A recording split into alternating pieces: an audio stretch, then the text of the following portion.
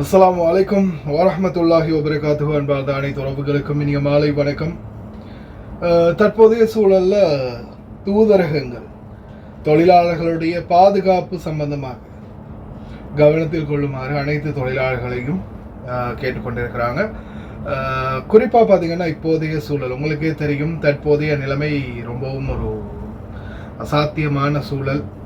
பல இடங்கள்லையும் தொடர்ந்துமே ஏதாவது ஒரு நிகழ்வு வந்து ஆரம்பிச்சுக்கிட்டே இருக்குது.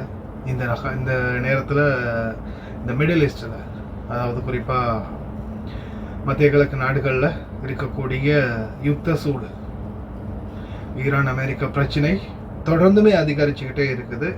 ஒரு அமைதிக்கான எந்த ஒரு சூழலும் வாரமாய் தெரியலை. ஆனால் தொழிலாளர்களுடைய நிலைமை வர வர ரொம்ப மோசமாகிட்டு போகுது அப்படின்னு சொல்லலாம். இதில் குறிப்பாக பார்த்தீங்கன்னா கடந்த காலங்களில் கூட பிலிப்பைன் நாட்டு தூதரகம் ஒரு அமௌண்ட் வந்து தொழிலாளர்களுக்கு வேலை இல்லாமல் இருக்கிறவங்களுக்கு வந்து கொடுத்துருந்தாங்க. உண்மையிலே அது ஒரு நல்ல விடயம். அதே போல் இப்போ பார்த்தீங்கன்னா நிறைய கம்பெனிகள், குறிப்பாக சில இடங்களில் வந்து நீங்களும் அட்ஜஸ்ட் பண்ணி போக வரும், தொழிலாளர்களும் அட்ஜஸ்ட் பண்ணி போக வரும். அதில் குறிப்பாக பார்த்தீங்கன்னா இப்போ சாதாரணமாக இந்த உதாரணத்துக்கு எடுத்துகிட்டா கார்கோ கம்பெனிகள், கார்கோவாக இருக்கலாம், இன்னும் சில இப்போ இந்த டிக்கெட் ஆஃபீஸ் மாதிரியான இன்னும் சில வியாபார தலங்கள்லாம் பார்த்திங்கன்னா கொஞ்சம் நிலைமை மோசமாகிட்டு போகுது.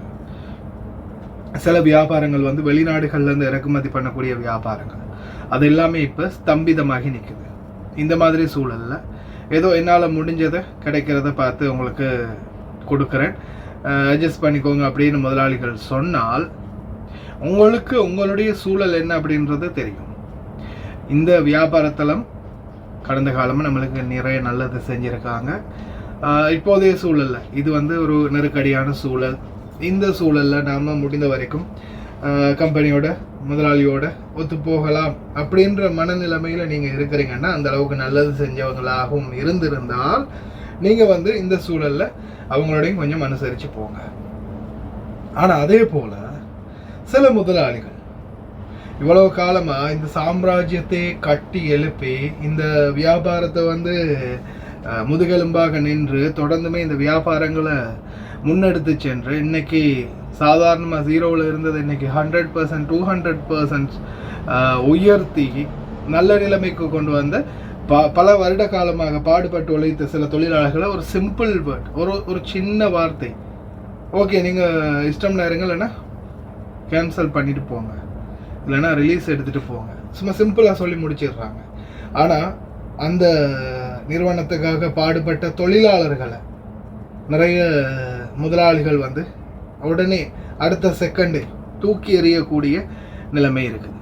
இந்த மாதிரியான சூழல்களில் தொழிலாளர்களுக்கான சரியான நியாயங்களை தூதரகமாகிய நீங்கள் பெற்றுக் கொடுக்கணும். அதுவும் உங்களுடைய கடமை. என்னென்னு பார்த்தீங்கன்னா இப்போ நிறைய தொழிலாளர்கள் குறிப்பாக ஷூன் கம்பெனிகளில் இருக்கக்கூடிய இந்த வெளியில் வேலை செய்யக்கூடிய ஷூன் வீசாவில் இருக்கக்கூடிய ஆர்டிகல் 18, 17 இந்த மாதிரியான தொழிலாளர்கள் பலரும் இப்போதைய சூழலில் நிறைய அசௌகரியங்களுக்கு முகம் கொடுத்து வராங்க. சில நேரங்கள் அவங்க ஷூனுக்கு போனால் ஷூன்லையும் பார்த்தீங்கன்னா அவங்களுக்கு ஏதோ கம்பெனிகளுக்கு சாதகமாகவும் அந்த முதலாளிகளுக்கு சாதகமாகவும் அப்படித்தான் இருக்குது, இல்லை இத்தனை வருஷம் கழிச்சு தான் ரிலீஸ் எடுக்கலாம், இல்லை நீங்கள் அட்ஜஸ்ட் பண்ணி தான் போகணும், அவங்களுக்கே சாதகமாக தான் பேச்சு நிறைய வருது. இதில் பார்த்தீங்கன்னா வெளியில் குறிப்பாக டொமஸ்டிக் ஒர்க்கர், இப்போ வீட்டு தொழிலாளர்களுக்கு ஏதாவது ஒரு பிரச்சனைன்னு வந்துச்சுன்னா தூதரகம் தலையிட்டு தூதரக அதிகாரிகள் அமாலமன்ஸ்லே வரைக்கும் போய் ஹெல்ப் பண்ணுறாங்க. ஆனால் அந்த ஷூன் தொழிலாளர்களுடைய நிலைமை, வெளியில் கம்பெனிகளில் வேலை செய்யக்கூடிய தொழிலாளர்களுடைய நிலைமை வந்து பார்த்திங்கன்னா அங்கங்கே சில இடங்களில் கொஞ்சம் மோசமான சூழல் தான் இருக்குது. அதனால் தயவு செய்து தூதரக அதிகாரிகளும் முடிந்த வரைக்கும் இந்த வெளி கம்பெனி வேலையில் இருக்கிற தொழிலாளர்களுக்கும் அவங்களுக்கான உரிமைகளை பெற இந்த வரைக்கும் உதவி செய்யுங்க அப்படின்னு தான் எங்களுடைய கோரிக்கை. ஏன்னா நிறைய தொழிலாளர்கள் இப்போதைக்கு வரைக்கும் பல முறையில் பாதிக்கப்படுறாங்க.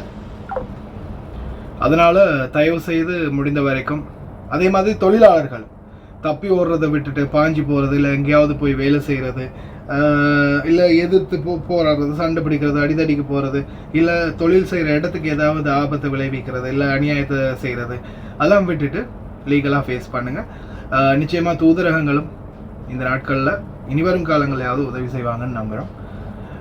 ரொம்ப கவனமாக இருங்க. அதே மாதிரி தெரியும் தானே நடக்கக்கூடிய சூழல் என்னென்னு வீடியோ எடுக்காதுங்க. மிசைல்கள் பாகங்கள் அது இது விழுந்திருந்தாலும் அதுக்கு பக்கத்தில் போகாதுங்க. அதே மாதிரி தகர கொட்டாய்கள் மாதிரியான தகரம் இருக்கு இல்லையா, அந்த மாதிரியான அறைகள் இருக்குதுன்னா, இல்லை மொட்டை மாடியில் அறைகள் இருக்குதுன்னா சைரன் சத்தம் கேட்கும்போது, வெடிப்பு சத்தம் கேட்கும்போது முடிந்த வரைக்கும் கீழே வந்து கொஞ்சம் நேரம் பாதுகாப்பாக இருந்துட்டு போங்க. அதே மாதிரி சந்தேகத்துக்கிடமான பொருட்கள் எதையுமே தொடாதுங்க. நான் தொடர்ந்து அவேர்னஸ் பண்ணுறது, அந்த வீடியோவை நான் கடைசியிலையும் போடுறேன். சில பாகங்கள் அங்கங்கே கிடந்து புரைக்கின பாகங்களை பற்றின வீடியோ போட்டிருப்பாங்க. அந்த பாகங்களை பார்த்துக்கோங்க. இந்த மாதிரி ஏதாவது கிடைச்சா உடனே 112 கால் பண்ணுங்கள். யாரும் கையால் எடுக்க போகாதீங்க. கவனமாக இருங்க.